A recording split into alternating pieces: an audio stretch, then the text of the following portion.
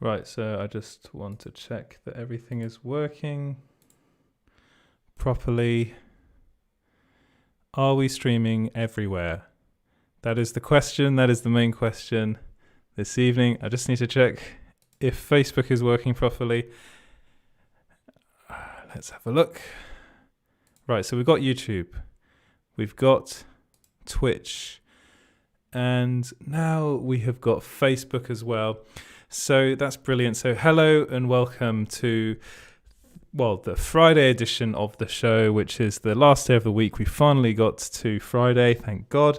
I am Edward Lauder. I'm the editor of Small Screen. And this is, of course, Small Screen Stories. This is the daily show in the week, so Mondays to Friday. And this show is all about the news in the world of entertainment and pop culture. Please excuse my rather dishevelled look this evening.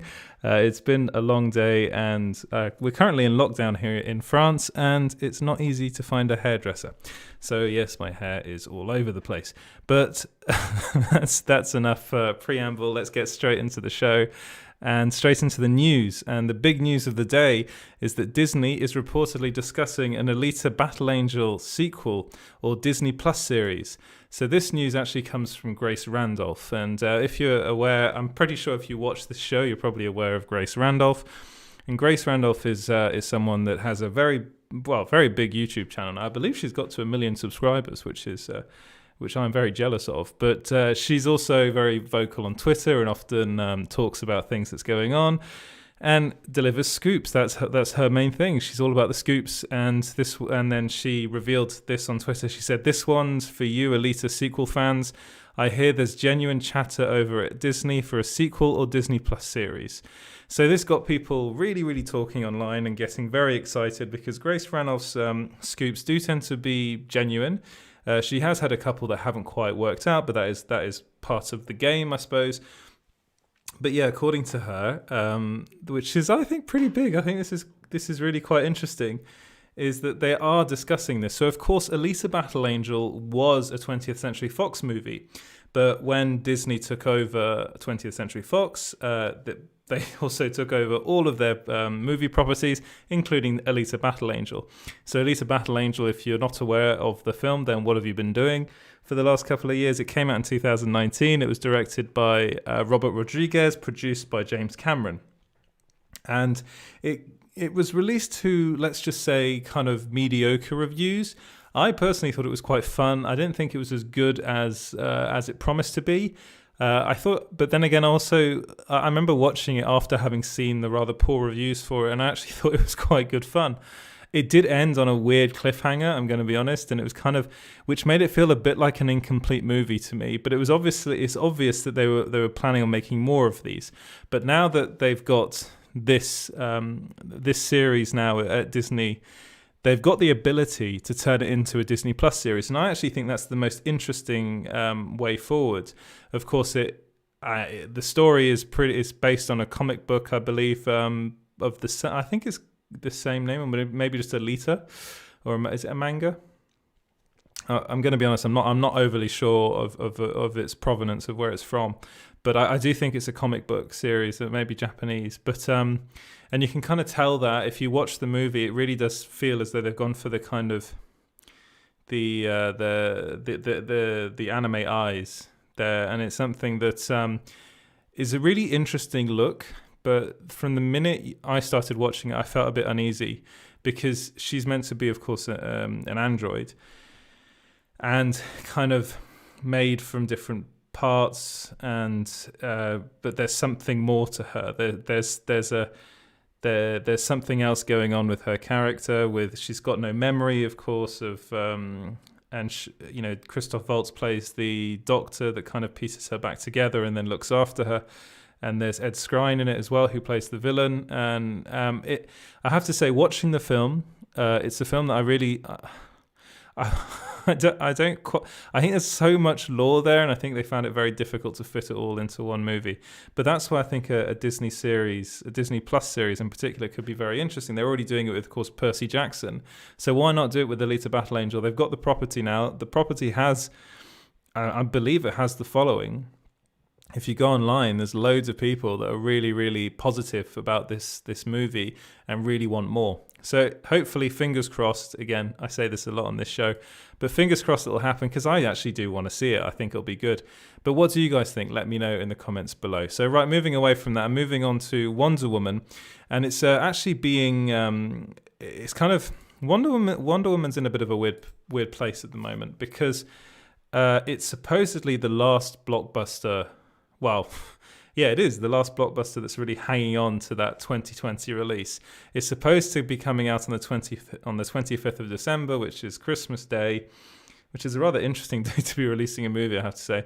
But no, it seems as though executives at Warner Brothers are considering releasing it in 2021, so January 2021, but also then subsequently a couple of weeks later releasing it on HBO Max. So this, of course, is because of the coronavirus. So they don't know by December whether we'll be able to all go back to cinemas worldwide. They don't know what that's going to be like. Of course, at the moment in France, the UK, and I believe Germany, cinemas are completely closed. I think they're doing the same in America. You know, the three countries I mentioned before, France, Germany, and the United Kingdom, are all under lockdown at the moment, which will last until December. So there's also the question of, will people want to go back to the cinemas? Will they feel comfortable enough to go back to the cinemas on the 25th of December? And honestly, I think it's a no. I think people will rather, well, I know we've been staying at home for a long time, but I think that period, I think we're going to be seeing a lot of people staying at home being with their families. So what they're thinking of doing is pushing the release date into 2021, January 2021, seeing what they can do with a cinematic release, so a theatre release, in cinemas, and then subsequently releasing it on streaming platforms and, you know, getting people to pay for it. The problem, I mean, in their eyes, it probably means that they're looking at it as though that's the best way they can kind of recoup their losses, because they can still get ticket sales. You know, Tenet still made, I think it made 400 million at the box office, maybe a bit more now. I can't remember the exact numbers, but it still made money. People still went to see it, and I think people will go and see a Wonder Woman 2, so the Wonder Woman 1984. But as far as how much money they can make, well, I don't think they'll be able to make that much, because I don't think, first off, there still will be social distancing measures in place at cinemas, which means that like cuts your ticket sales by half. And there will still be fewer people willing to go to cinemas. So the second best option for them is to release it on streaming. But the problem is if you release a movie on streaming, which they've seen with Mulan, they've seen Artemis Fowl, you know, they've seen with a lot of these movies, that if you release them on streaming, you definitely will not get anywhere near the amounts of money that you would get if you release it in cinemas, because you can buy it once and then the whole family can see it, multiple people can see it. You basically got it on your platform for as long as that platform is around, or as long as they decide to just remove it from their platforms, which automatically decreases the amount of money you can make from that. So it's a really difficult situation to be in, because I believe we're at a cusp. I believe this pandemic has forced people in these positions, forced executives to try and think differently about how they release movies in the future.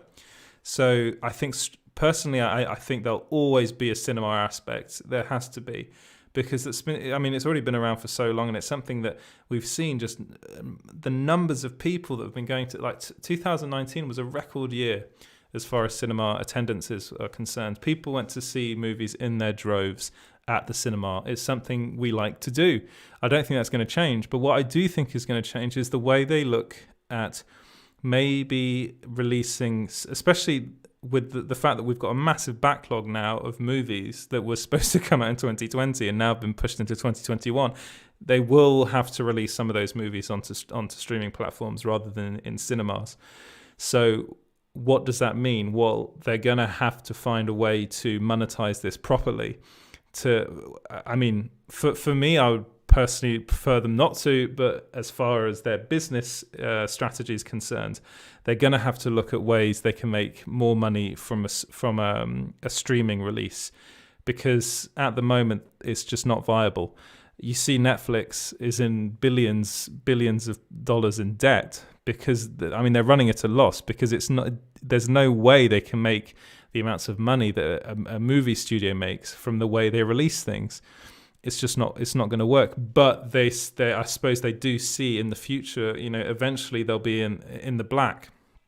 And when that happens, it'll just be exponential, and they'll continue to make as much money because I'm probably going to be subscribed to Netflix for the rest of my life. I'm going to be honest, unless Netflix suddenly goes under.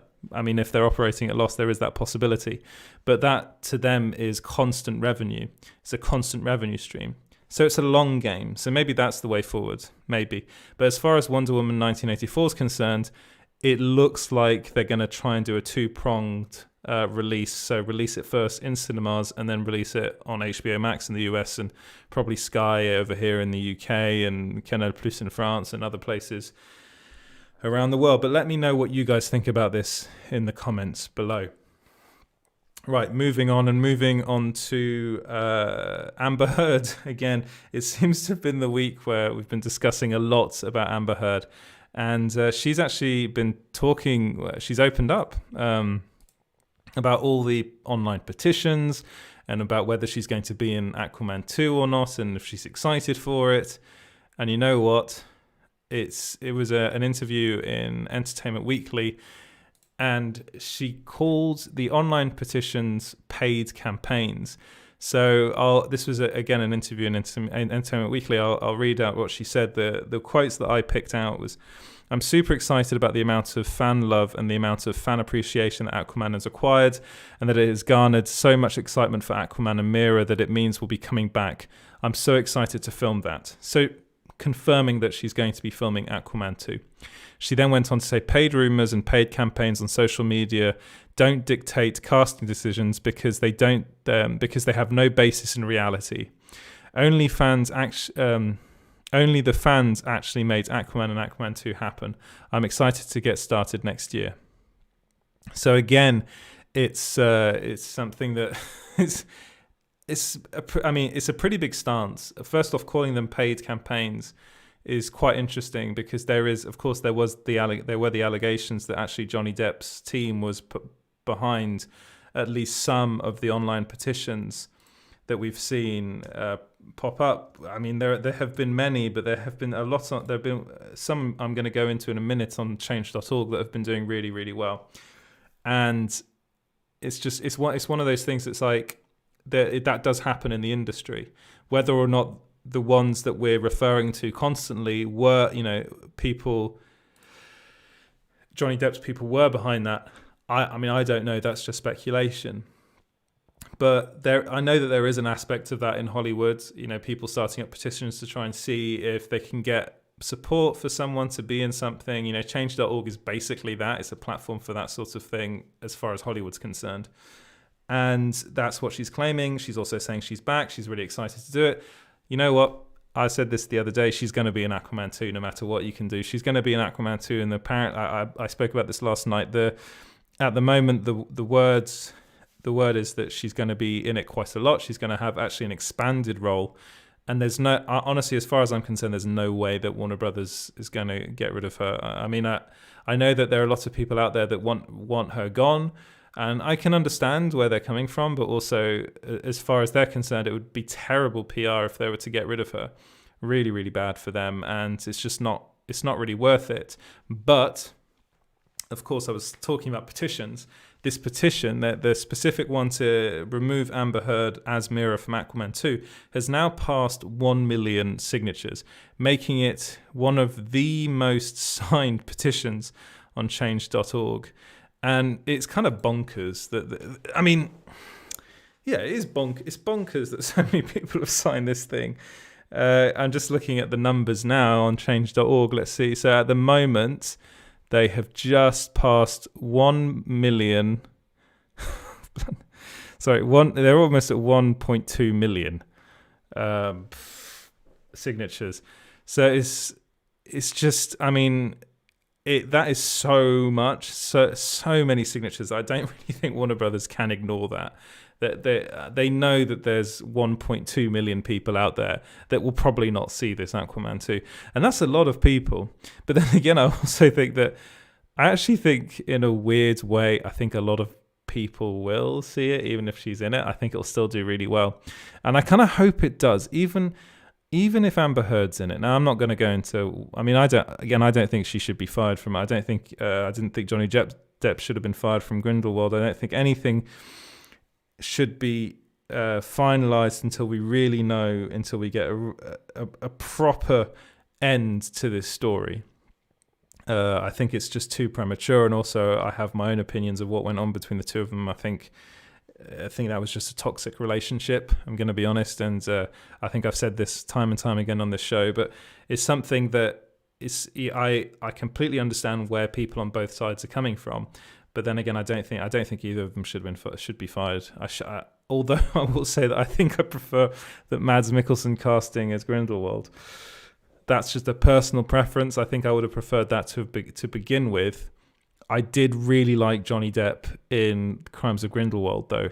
So it's kind of a weird thing. In my head, when I think back to reading the Harry Potter books, it would have been a Mads Mikkelsen type as my kind of Geralt Grindelwald. So that was what I would have had in mind. That's what I had in mind. Someone with a bit, I don't know, a bit more.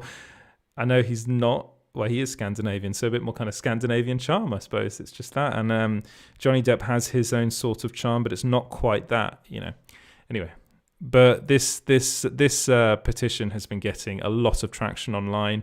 A lot of people care. I mean, completely understandably, they really do care about this, and they really want her gone. But I'm just going to be honest, it's not going to happen. She'll be in it, and she'll be in it quite a lot.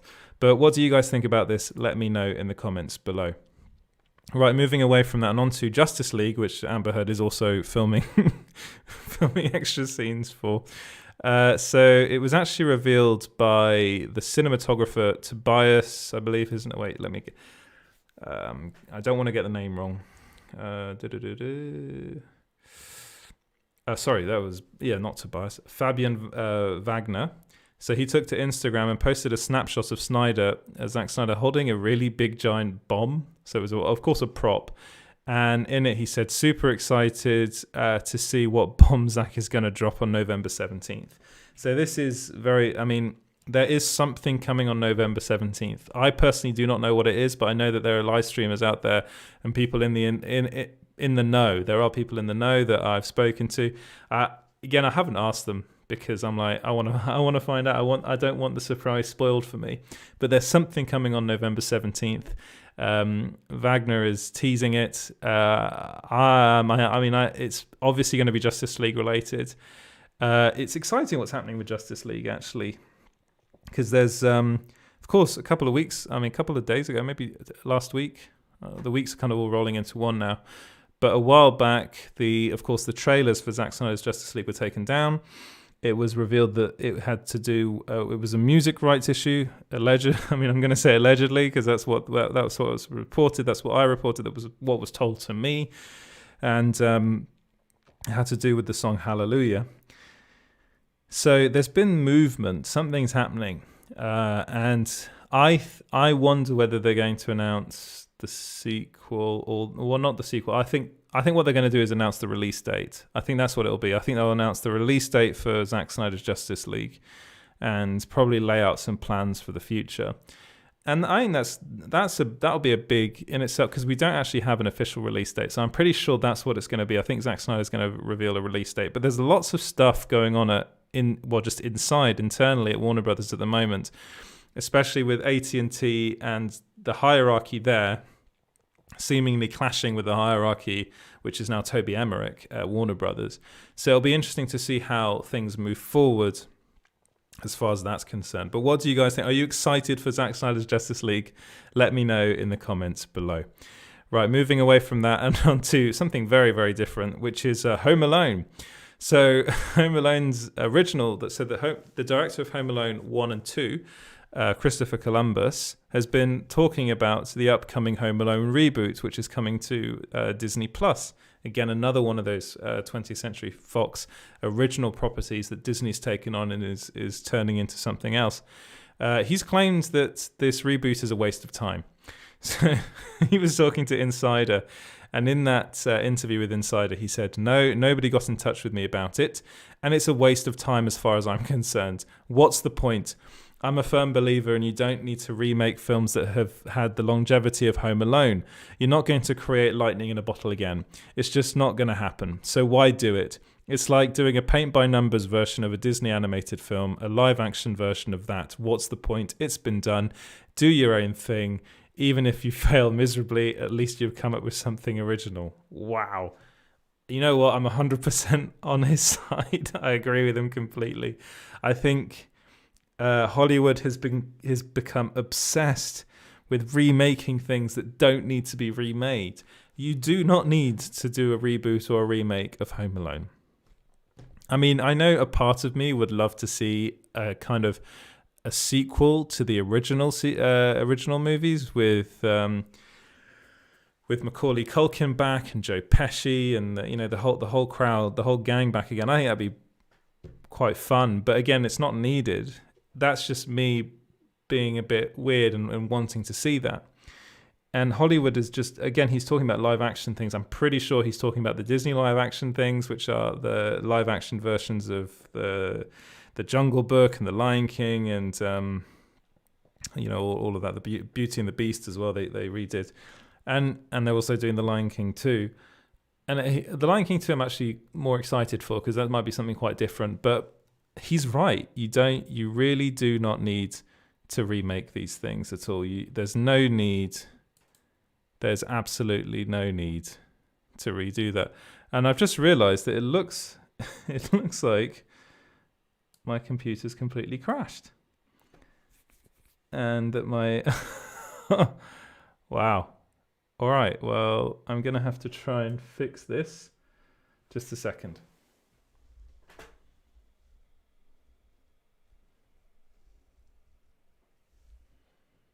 Oh dear.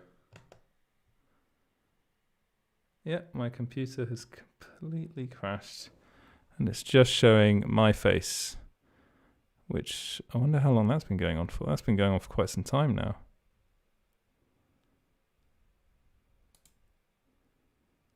Oh dear.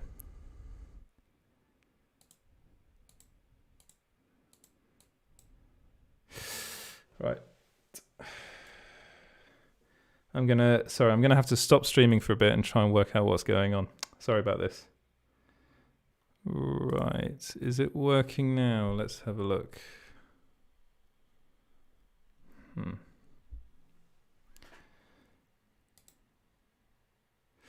Yeah, I seem to be back.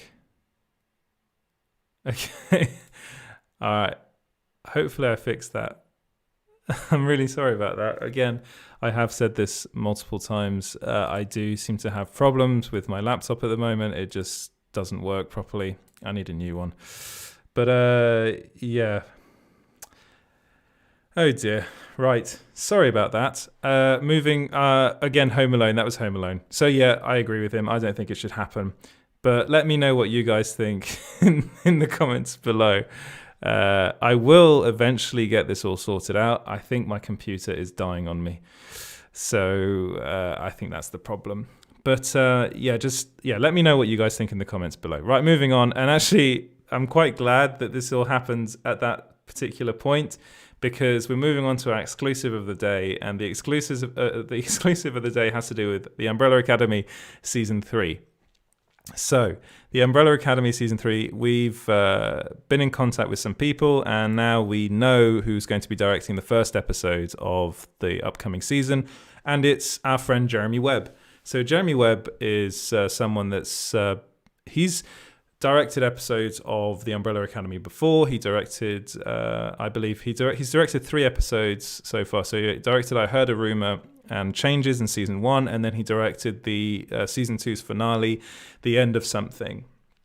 But he's someone, he's been nominated for an Emmy for his work on Downton Abbey. He's someone that he's directed so many shows. He's directed episodes of Legion. He's directed episodes of Altered Carbon. He's also directed episodes of The Punisher, Fear the Walking Dead, Runaways. So, you know, he's someone that's really, really in the know as far as this stuff's concerned. And he does a lot of work in there. And we reached out to him to ask him what's going on. And he actually said, obviously, I can't tell you anything about the show, but we are building sets and getting ready for an early Feb start. I'll be shooting the first episode. And he put a little exclamation mark at the end about that. And I am a big, big fan of Jeremy Webb's, and I'm just really, really happy for him and really looking forward to seeing what he does with this upcoming, with his episode, the very first one. So it's going to get people right into season 3. And I am really, really looking forward to it. And fingers crossed, it'll be just as good, if not better, than season 2 was. Because I actually thought season 2 was really, really good. I thought it was incredible. But let me know what you guys think. Of course, season 3 was recently revealed to be happening by Netflix, but we revealed that months ago because, of course, we were talking to Jeremy Webb about it, and in that interview, he kind of said that we're working on it, and then we were told by insider sources that it was happening, that it was going ahead, that Netflix had greenlit it. So they're really, really getting the ball rolling on this, and I've been told that it's going to be a 5-season arc, which is kind of unheard of for Netflix. It's something that a lot of a lot of shows don't get 5 seasons. They tend to be cancelled by Netflix. Before that, Netflix is really brutal with the shows that they cancel. They cancelled some great shows way too early. Santa Clarita's Diet is one of those shows. I was really upset when that was cancelled because I thought that was brilliant. But yeah, what do you think about this? Are you excited for the Umbrella Academy Season 3? Let me know about that in the comments below. Right, moving on to James Gunn. He has actually confirmed that he's written the script, he's finished it for Guardians of the Galaxy Volume 3. This is another film that I am really excited to see, because I think James Gunn is something of a wizard as far as making incredible movies is concerned. I really loved his first 2 Guardians of the Galaxy movies, and I'm really excited for the Suicide Squad, and of course his next film after that will be Guardians of the Galaxy Volume 3. And the script is finished, and he's also revealed that at the moment they're hiring production heads. So everything's going ahead with that, and it looks like it's going to be his next project. It is going to be his next project. And he also revealed, of course, this goes back to yesterday, that he won't do the film without Dave Bautista. So it looks like all things are good as far as the Umbrella Academy Season 3 is concerned. Right, let's go away from the movie world and onto the TV world. And it's been revealed that WandaVision has a new release date. So WandaVision was going to be the only real MCU piece of content that we were getting this year. Of course, I know Agents of S.H.I.E.L.D. fans will say, no, that's not true. Agents of S.H.I.E.L.D. is part of the MCU. It is to a certain degree, but I'm not gonna go into Agents of S.H.I.E.L.D. as far as the MCU is concerned. But no, WandaVision was supposed to come out in November, then it was reportedly pushed to December. It's now been pushed to January 15th. And that's when it's coming out. The first episode will be released then. It'll be a 6-hour long series. I think it's going to be 6 episodes. They're going to split it into 6 episodes, and they're claiming that it's going to be like one big movie. So you might want to, you're going to want to watch it as when it's on, of course, but then once it's finished, you might want to watch it again to sit down for 6 hours and watch the whole thing as one big movie. But it's also being reported that this comes from my good friends at Geekosity, that WandaVision will reportedly use the term mutants for the first time in the MCU.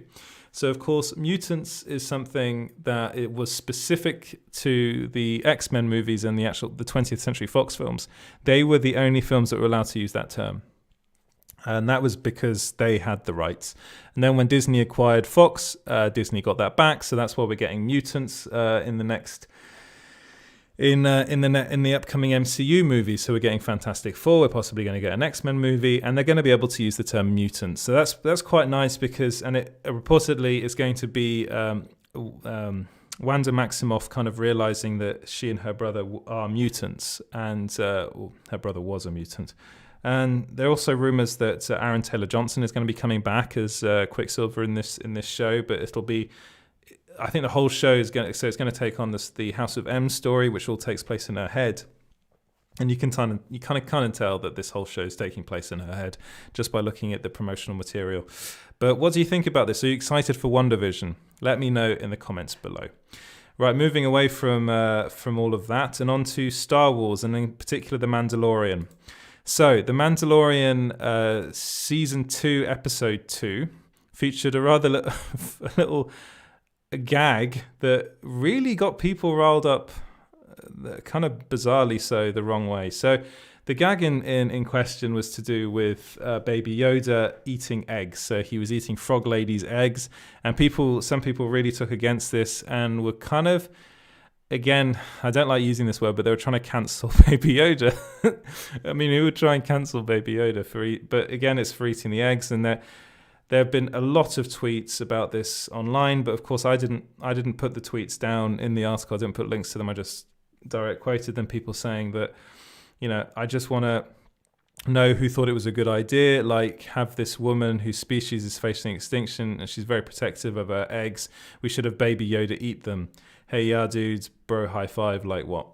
Stuff like that. There's a lot of stuff. You can have a look at the article. I've put a couple of things down, but I will say that, I mean, as far as I'm concerned, I think it's a bit ridiculous to try and get annoyed about this. It's a joke. It shouldn't be taken seriously. Also, the eggs aren't fertilized.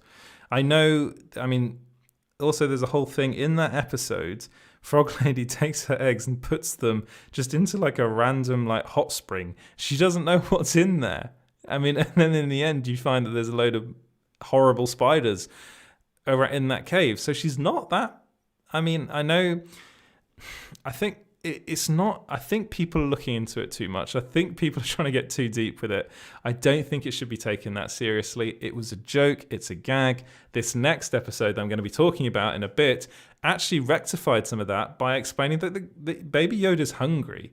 Of course he is. He's a kid. He's a growing kid, and he's with the Mandalorian. The Mandalorian can't find him food all the time. So the minute he can find something to eat, he'll eat it. So I think people need to chill. I'm going to be honest with that. Not take this show that seriously. Like, I understand taking it relatively seriously because it's a Star Wars show. People love Star Wars.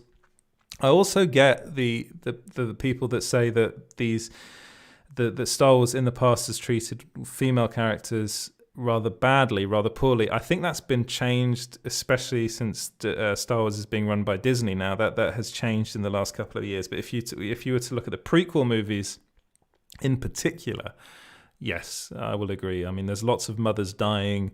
That is Star Wars. It's not particularly friendly towards mothers, let's just say. But I think if you're trying to cancel Baby Yoda, I think you should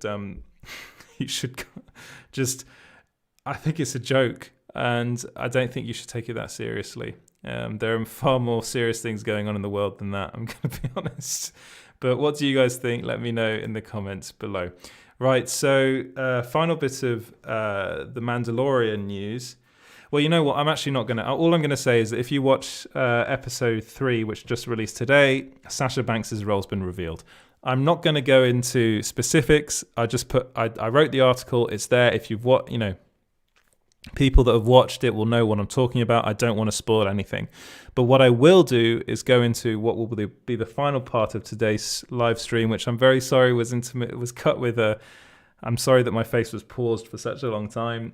But yes, so I'm going to do a kind of very basic review of The Mandalorian Season 2, Episode 3, which is called The Heiress. And I'm not going to say who's in it. I mean, I will. I'm going to have to spoil one thing, because I just want to mention how incredible it is to see this actor finally in live action in the Star Wars universe. And that's that Bo-Katan is in this episode and being played by Katie Sackhoff. She's brilliant. I love seeing her play Bo-Katan in live action. Bo-Katan, of course, is a Mandalorian, is basically the leader of the Mandalorians, really was at the end. If you were watching Star Wars Rebels, well, actually Star Wars Clone Wars, I believe it is. Well, she's in both. No, it's Star Wars Rebels, where she kind of ends up with the Darksaber. And if you've been watching the series, then you'll probably know that the Darksaber is quite important in this series. So, she's in it. She's brilliant.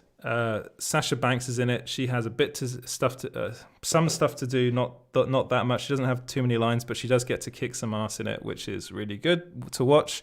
I actually really liked this episode because in the review I said the plot thickens, and it really is more about the plot and where this show is going, as opposed to like a Monster of the Week episode, which last week was, even though I loved last week's episode because I'm just a big fan of Alien, and I love the fact that it kind of harken back to that. There was actually an alien gag in this week's one as well, which I really did appreciate. I think they're really going for that the people that love Alien, I think.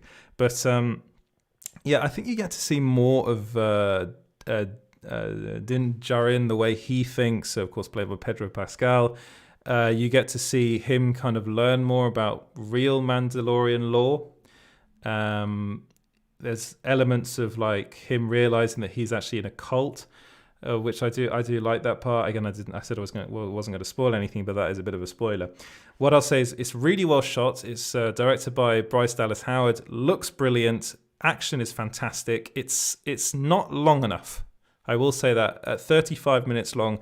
I prefer these episodes to be longer because they are weekly episodes, and I think they could do that. You know, I mean, I'm not saying stretch it out to an hour, but I'm saying 52 minutes, 50 to 45 minutes is the right time. And the previous two episodes were like 52 and 45, and I liked that. I don't like the fact that they're going back to the shorter episode format. You know, that's just a personal thing. I don't like that. I think it would be better if it was longer.